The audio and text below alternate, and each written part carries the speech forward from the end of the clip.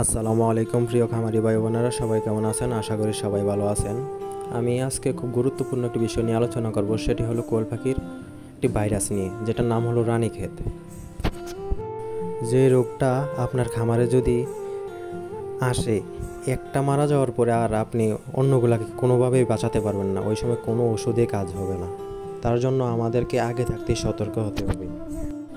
কোয়েল পাখির রানীক্ষেত হওয়ার আগে কিছু সিমটম নিয়ে আমি আলোচনা করব।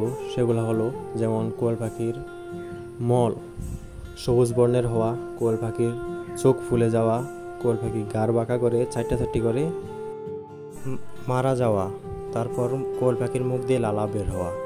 তাই আমাদেরকে আগে থাকতে সতর্ক হতে হবে। তার সমাধান হচ্ছে ভ্যাকসিন। কোয়েল পাখির ভ্যাকসিনটা করাতে হবে। স্কিনে যে ভ্যাকসিনটা দেখছেন, এই ভ্যাকসিনটা করিয়ে নেবেন। আমার ইনফরমেশনগুলো ভালো লেগে থাকলে আমার ইউটিউব চ্যানেলটা সাবস্ক্রাইব অ্যান্ড ফেসবুক পেজটা ফলো করে দেবেন। আসসালামু আলাইকুম।